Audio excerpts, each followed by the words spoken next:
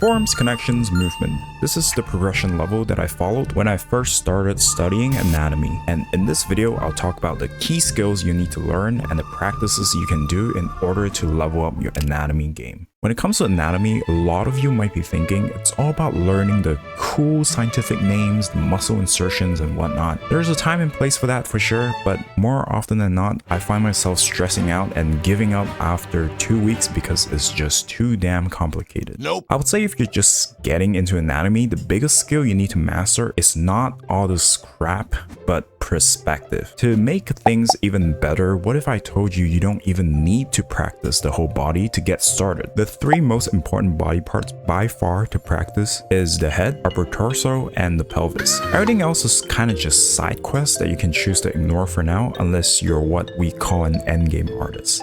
If you're above a certain skill level, hands are also pretty important, but you know, for beginners, they're kind of traumatizing. I picked these because these body parts are either focal points in most drawings or they're core central parts of the body that dictates how the rest of the body will move or position. Okay, so now we know what skills and subject matter we need to focus on. How do we actually practice them? In each of these levels, you basically practice with simplified forms of the body parts we mentioned. The complexity of the forms will increase as you progress into each level. The goal of the practice is to gradually get comfortable with rotating the forms in space and drill the full 3D shape of them into your head. Because these forms are angular, they should be easier to draw in perspective, and this will translate into giving your drawings more structure later on as you add more details and complexity to the forms you're drawing. I would say try to shade them accordingly to the reference you're using, just so you really understand how the form works, because sometimes it's kind of hard to tell with just lines. Once we're able to draw individual forms and rotate them around confidently, we can start connecting them together. The next level will be trying to locate the landmarks on each body part using references and mixing them into what you're already doing. These are usually areas where the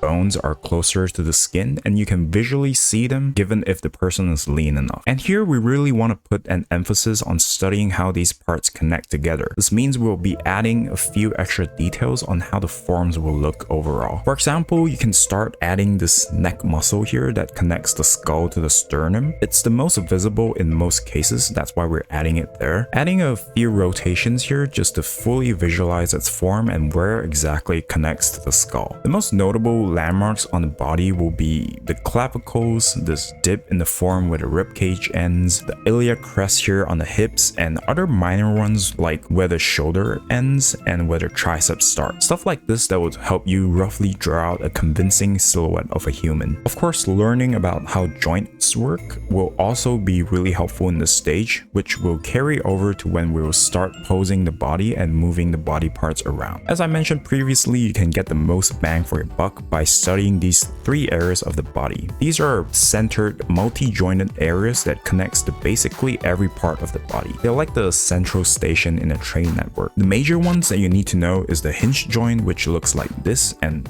that's your elbows and your knees, which basically goes only 180 degrees to one side. And there's the pivot joint, which is mainly for the head. And finally, the ball and socket joint, which is the shoulders and the hips where the legs are attached and they move in a wide range like this. These breakdowns are really useful because you'll start paying more attention to finer details of the form as you progress. And your shading will become more delicate as well, being able to indicate more subtle form changes like this. But remember, you want to be able to rotate this in space first before you progress to adding more details like this. Just as an extra side note for shading your forms, another very useful practice you can do is drawing out these wireframes as you go to test your understanding of the form. And just like building a Gundam, once you have multiple of these forms mapped out in your brain and you're able to rotate them around confidently, we can start posing them and moving them around. Some of you might be wondering, what about proportions? Well, I find that proportions are more so about memorizing certain rules when you draw. I think having a chart next to you whenever you draw is good enough. I don't think there's any way to practice them really, unless you really want to keep these information in your head all the time.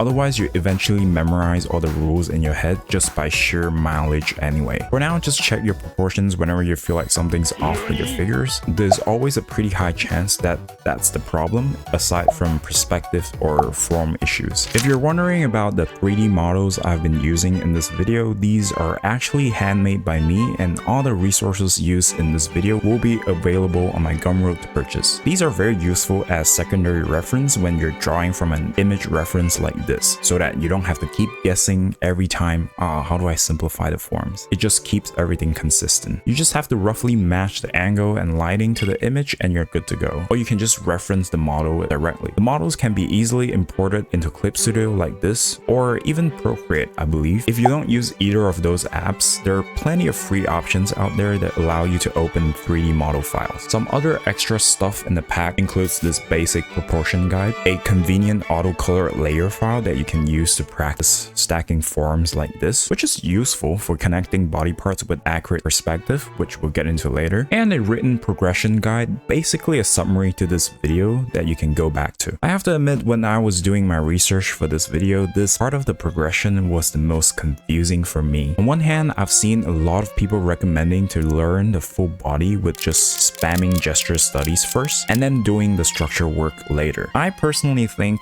gesture studies are basically what we were doing in the first level, aka simplifying the body. But instead of drawing the full body as a whole, we're focusing on individual parts and learning how to construct them. With gesture studies, the biggest problem is the lack of different camera angles. You're essentially limited on what the reference shows you most of the time. If let's say I wanted to draw this pose from the opposite angle, I now need double the neurons to reconstruct the whole body from another angle, or just look for a reference that shows that angle, which, as you may know, isn't that easy. So I think gesture studies is more of a 2D approach, while doing the forms is more of a 3D approach. While both are definitely useful, gesture studies requires a lot of repetition in order for you to see any meaningful results. The 3D practice, on the other hand, is very beginner friendly, and it helps you progress into doing more complicated things in the future. Here you can see me doing a study trying to emulate the previous study format, but this time I'm connecting the parts together according to the pose of the reference. The same parts that we practiced with the turnarounds, but this time we're drawing all of them together using these references. If you're doing this digitally, try to imagine that the body is transparent and you can see through it. Drawing each parts on top of each other like this using layers when they're foreshortening and stacking will help you a lot more than just copying what you see, because a lot of times you have forms blocking one another like this, and it's kind of hard to figure out how this is positioned exactly. Of course, I'm doing multiple angles as well while trying to keep the form as simple as possible so that they're easy to follow. What we want to focus here still is the perspective and the structure of the body, and making sure we're able to rotate them in space. Again, we want to gradually increase the complexity of the forms that we're drawing and construct them using what we learned in the previous levels. A very common problem you encounter at this stage is your figures looking like puppets.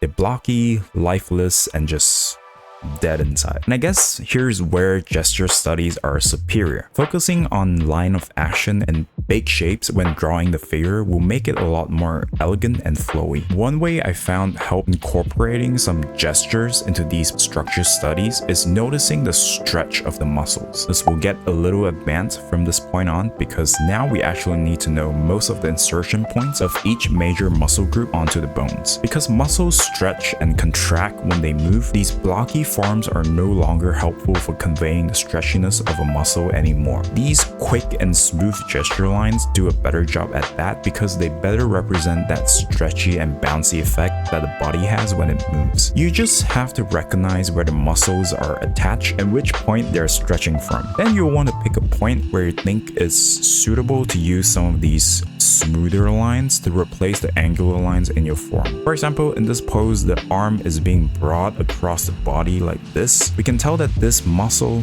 the lats, are being stretched. So in order to create that stretch effect accurately, you have to understand where the muscle is attached onto the bones. In this case, is here and here. At this point, it's useful to have turnarounds or moving poses to reference from. Sites like bodies in motion are very useful for this since they have basically frame by frame moving people for you to reference from. They're not free though, so if you want to get around that, you can either use a 3D model, buy a reference pack, or believe it or not, go on YouTube and search for dance videos and pause them. I like this one because they have dynamic camera angles and no crazy cuts. But yeah, the point is, at this level, the best way to make any progress is to study moving people. It doesn't really matter how you choose to study it. I mean, you can even go to figure drawing classes as well. It's impossible for me to cover everything in detail, but to summarize, don't jump straight into the endgame content when you're not well equipped yet. Start with basic forms and slowly work your way up the ladder as you get better at drawing them. The final details are often the least important in drawing a body well in various angles. These are important to make the drawing look good and finishing the drawing, but without the structure underneath, everything crumbles.